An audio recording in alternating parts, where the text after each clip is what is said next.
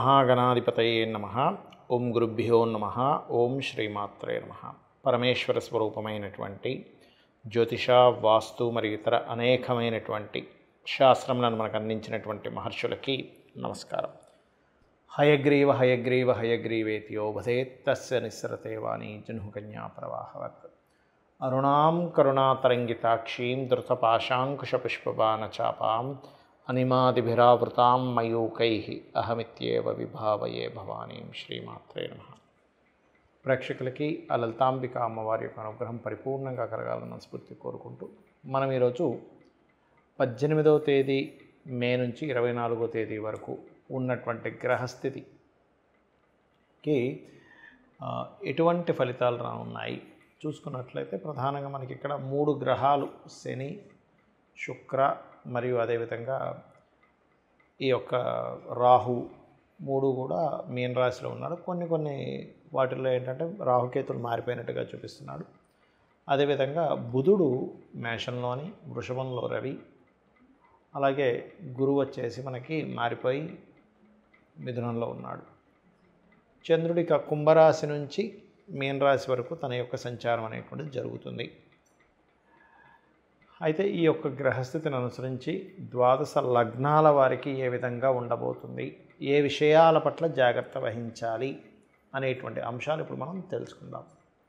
అయితే ఈ అంశాలు చెప్తుంది నేనైనప్పటికీ కూడా చెప్పేస్తుంది సాక్షాత్ లలిత అమ్మవారిగా భావిస్తూ ఒక్కొక్క లగ్నం గురించి తెలుసుకుందాం. వృషభ లగ్నము, వృషభ రాశి. వృషభం వారికి మీకు చతుర్థాధిపతి అయినటువంటి రవి రాశిలో ఉన్నాడు. ఎప్పుడైతే చతుర్థాధిపతి రవి రాశిలో సంచారం జరుగుతుందో ఇది ఇచ్చేటువంటి రిజల్ట్స్ ఏమిటి అని చూసుకున్నట్లయితే ఇది కొంతవరకు మెడికల్ రంగాల్లో ఉండేటువంటి విద్యార్థులకి చక్కటి పాజిటివ్ ఫలితాలు ఇస్తుంది. అంటే మెడికల్ సీట్స్ రావడానికి కానివ్వండి, లేనట్లయితే చదువులో ఉత్తీర్ణత సాధించడం ద్వారా ఏదైనా మెడల్స్ రావడం కానివ్వండి, గవర్నమెంట్ రిలేటెడ్ సంబంధించినటువంటిది ఏదైనా సరే మీకు కంఫర్ట్స్, ఇప్పుడు గవర్నమెంట్ కొన్నిసార్లు అలాట్ చేస్తూ ఉంటుంది క్వార్టర్స్, అటువంటి కంఫర్ట్స్ రావడానికి కూడా ఇది యోగిస్తుంది. అయితే ఇక్కడ కాస్త ఏదైనా ప్రాపర్టీస్ కొనేటప్పుడు లేదా ప్రాపర్టీస్ విషయంలో కొంచెం మధ్యవర్తిత్వంలో ఉన్నప్పుడు కొంచెం జాగ్రత్తగా చూసుకొని ఆ విషయాల్లో కాస్త జాగ్రత్తగా ఉండండి. లాభాధిపతి అయినటువంటి గురువు మీకు ధనస్థానంలో సంచరిస్తున్నందుకు ఈ లగ్నానికి పాపే అయినప్పటికీ కూడా కొంతవరకు ఫైనాన్షియల్గా కొంత గ్రోత్ అనేటువంటిది ఇస్తాడు. కాకపోతే ఇంకా పంచమంలో కేతు ఉన్నందుకు కాస్త ఫ్రెండ్స్, ఈ ప్రేమ వ్యవహారాల విషయంలోని, అదేవిధంగా షేర్ మార్కెటింగ్ రిలేటెడ్ సంబంధించినటువంటి అంశాలలోని కాస్త జాగ్రత్తగా ఉండండి. ఎవరితోనైనా కమ్యూనికేట్ చేసేటప్పుడు రాతకోతలు, అగ్రిమెంట్ చేసుకునేటప్పుడు కొంత జాగ్రత్తగా ఉండండి. రుణం కోసం చేసే ప్రయత్నం మాత్రం ఖచ్చితంగా ఫలిస్తుంది. హోమ్ లోన్స్ చక్కగా మీకు యోగిస్తాయి, అందులో ఎటువంటి సందేహం లేదు. వివాహ నిర్ణయాలు, వివాహ ప్రయత్నాల విషయంలో మాత్రం ఖచ్చితంగా మీరు ఎవరినైతే వివాహం చేసుకోబోతున్నారో పూర్తిగా వాళ్ళ గురించి తెలుసుకోకుండా మాత్రం అడుగు వేయకండి దయచేసి. అదేవిధంగా కాస్త సంతానాన్ని వేరే ప్రాంతానికి, విదేశాలకు పంపించాలనేటువంటి ప్రయత్నం మాత్రం ఫలిస్తుంది. మరియు ఇక్కడ గమనించుకున్నట్లయితే వ్యాపారం, ముఖ్యంగా ఏదైనా స్కూల్స్, కాలేజెస్, ఆన్లైన్లో ఏదైనా వ్యాపారం ప్రారంభించాలనుకునేటువంటి వారికి అనుకూలత అయితే ఉంది. ఉద్యోగ సంబంధించిన విషయంలో ఉన్న ప్రదేశం మారేటువంటి యోగం చూపిస్తుంది. అందులో ముఖ్యంగా ఉద్యోగాల విషయాల్లో మంగళవారాలు ఎటువంటి తొందరపాటు నిర్ణయాలు తీసుకోకండి. ఉద్యోగంలో అంటే తొందరపడి మానేయడం ఇట్లాంటివి చేయకండి. ఒకవేళ ఉద్యోగంలో మరింత ఎక్కువ స్ట్రెస్ ఉన్నట్లయితే ఓం మాణిక్య మకుటాకార జానుద్వయ విరాజితాయే నమః అనే నామస్మరణ చేయండి. కందులు దానంగా ఇవ్వండి. గోవుకి క్యారెట్లు తినిపించండి. అన్ని విధాలా బాగుంటుంది. చాలామంది ఏలినాడు శని వస్తుంది, అర్ధాష్టమి శని ఉంది, అష్టమి శని ఉంది, కాలసర్పదోషం ఉంది, లేకపోతే సర్పదోషం ఉంది అని భయపడుతూ ఉంటారు. ఒకటే చెప్తున్నాను నేను మీకు, ఏ దోషమైనా గుర్తుపెట్టుకోండి. ముఖ్యంగా కాలసర్పదోషాలు లేదా సర్పదోషాలు, మీకు ఆ సర్పదోషం ఉన్నటువంటి మహాదశలు అసలు జీవితంలో ఉన్నాయా లేవా అని చెక్ చేసుకోండి.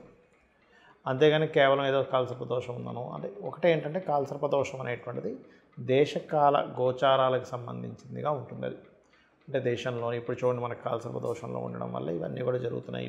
ఒక రకమైన అటాక్స్ కావచ్చు ఇవన్నీ కూడా.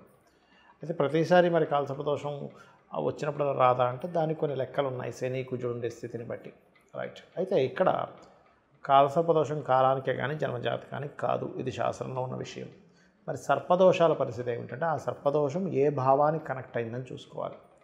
దాన్ని బట్టి వాళ్ళకి వివాహమా, సంతానమా, లేకపోతే మరొక బిజినెస్ మీద ఎఫెక్ట్ వస్తుందా అని చూసుకొని ఆ దశలు మీ జీవితంలో ఉంటేనే ఎఫెక్ట్, లేకపోతే ఏ ఎఫెక్టు లేదు. మీరు నిశ్చింతగా భయపడకుండా ఉండొచ్చు. ఇక ఏలినాడు శని, అర్ధాష్టమి శని, అష్టమి శని సమయాల్లో నేను చాలాసార్లు చెప్పాను, సీఎంలు, పిఎంలు, ప్రెసిడెంట్లే అయ్యారు, పెళ్ళిళ్ళు అవుతాయి, సంతానం కూడా కలుగుతారు. కాబట్టి శ్రమ ఉంటుంది, శ్రమ కారకుడు కాబట్టి అంతకుమించి మరొకటి ఏమీ లేదు. అయితే ఇక్కడ ప్రధానంగా మీరు తెలుసుకోవాల్సింది ఏంటంటే, మీ యొక్క లగ్నం ఏమిటి, మీ లగ్నం నుంచి మిగతా గ్రహాలన్నీ ఎక్కడున్నాయి. ధనం రావట్లేదంటే అయ్యో రావట్లేదని బాధపడటం కాదు. మీ యొక్క జన్మజాతకంలో ధనాన్ని ఇచ్చే గ్రహం ఎవరు, ఏ రూపేణ మీకు ధనం వస్తుంది అనేటువంటిది పట్టుకోవాలి. ముఖ్యంగా ఫలానా రూపంలో ధనం అనేటువంటిది యోగం ఉంది అన్నప్పుడు ఆ ఫలానా రూపంలో ఉండే వాటి మూలంగానే ధనయోగం అనేటువంటిది ఉంటుంది, గుర్తుపెట్టుకోండి.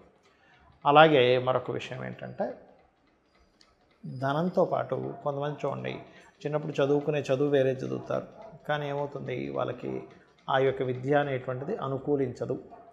ఎందుకు అనుకూలించదు అంటే వాళ్ళకి ఆ విద్య వల్ల ధనయోగం ఉండదు. కాబట్టి ఏ విద్యలు చదువుకుంటే కేవలం నాలెడ్జ్ సంపాదించుకోవడం, హాబీ కోసం ఏం చదువుతున్నాము, ఫలానా ప్రొఫెషన్గా తీసుకోవాలన్నప్పుడు ఏ గ్రహం అంటే ధనాధిపతి ఏ ప్రొఫెషన్కి కనెక్ట్ అయి ఉందో చెక్ చేసుకోవాలి.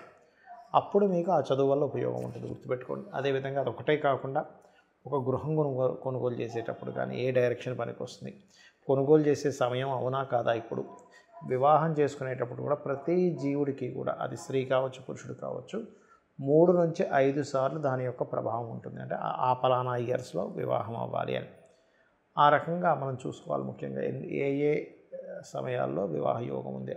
చాలామంది చేసే మిస్టేక్ ఏంటంటే, అనుకూలించినటువంటి సమయంలో వివాహ సంబంధించిన ప్రయత్నాలు చేస్తూ ఉంటారు.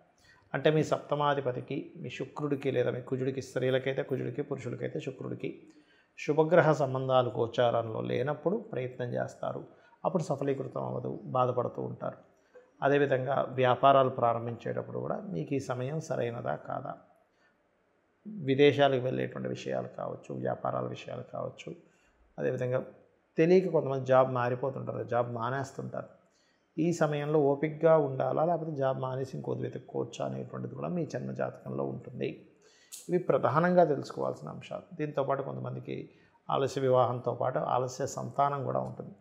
ఆలస్యం అసలు ఎందుకు అవుతుంది, చాలామంది తెలియక ఏం చేస్తారంటే బాధపడిపోతుంటారు. అలా కాదు, కొంతమందికి ఆలస్య సంతాన యోగం ఉంటుంది.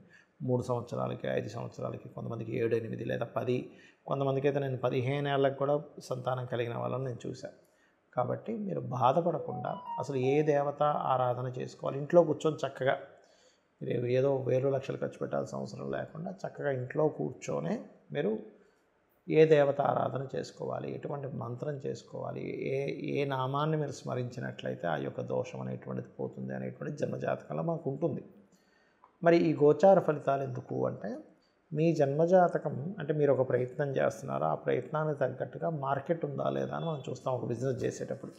ఇప్పుడు ఈ బిజినెస్ తగ్గట్టుగా బయట మార్కెట్ ఉందా లేదా, ఎలా అయితే మార్కెట్ పాజిటివ్గా ఉంటే మీరు చేసే బిజినెస్ ఎలా అయితే పాజిటివ్గా ఉంటుందో గోచారం కూడా అంతే. మీరు ఒక ప్రయత్నం చేస్తున్నారు, ఆ ప్రయత్నానికి గోచారం అనుకూలంగా ఉందా లేదా చూసుకుంటాం.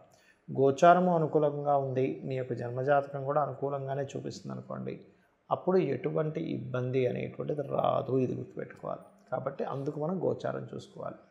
అయితే ఈ గోచారంలో కూడా ఫలితం ఎంత % ఉంటుంది అంటే, కేవలం వాళ్ళ యొక్క జన్మజాతకంలో ఉండే తీవ్రతను బట్టి 10 నుంచి 15% మాత్రం, కొన్నిసార్లు అయితే 5% ఉంటుంది. కాబట్టి గోచార ఫలితాలు కేవలం సపోర్ట్ కోసమని తీసుకోవాలంటే, ఇప్పుడు మీరు ధనం పెడుతున్నారు, మీ యొక్క జన్మజాతకంలో కూడా ఇన్వెస్ట్మెంట్ పెట్టే టైమే నడుస్తుంది, గోచారం దానికి సపోర్ట్ చేస్తుంది, అప్పుడు ఆ 15% యాడ్ ఆన్ అవుతుంది, గుర్తుపెట్టుకోండి. అదొకటి మెయిన్గా గుర్తుపెట్టుకోవాలి. ఇంకోటి ఏంటంటే, చాలామంది తెలియక నక్షత్రం పట్టుకోను, పేరు పట్టుకోను రత్నాలు పెట్టేసుకుంటున్నారు. అసలు అలా రత్నధారణ అలా చేయకూడదు. అగ్నిపురాణంలో చెప్పినటువంటి విధానం అది కాదు. చాలా స్పష్టంగా మీ లగ్నానికి శుభులు పాపుల్ని పేరు చేసుకొని, అందులో శుభులు శుభ ఫలితాలే ఇస్తున్నారా లేకపోతే పాపులు శుభ ఫలితాలు ఇస్తున్నారా లెక్కలేసుకొని, మీకు నడుస్తున్న మహాదశని మీరు ఏదైతే సంకల్పం అనుకుంటున్నారో ఆ సంకల్ప సంబంధంగా వేసుకోవాలి రత్నము. ఇందులో ఇంకొంతమంది కొన్ని అపోహలు ఉన్నాయి. ఏమండి 1 సంవత్సరం 2 సంవత్సరాల తర్వాత రత్నం పెట్టుకున్నాక దాని పవర్ పోయిందంటే ఇంకోటి పెట్టుకోమన్నారు. అలా పవర్లో పోవడాలు ఉండవు రత్నాలకి, గుర్తుపెట్టుకోండి. మీ తండ్రి గారిది కూడా మీరు పెట్టుకోవచ్చు, కావాలంటే మీ తాతగారిది కూడా మీరు ధరించవచ్చు. అయితే ఎప్పుడు అది మీకు పనికొచ్చే రత్నం అయి ఉండాలి, ఇది గుర్తుపెట్టుకోండి. ఈ రకంగా రత్నధారణ కానివ్వండి, గోచారాన్ని కానివ్వండి, మీ పర్సనల్ చార్ట్‌ని కానివ్వండి చూసుకోవాలి.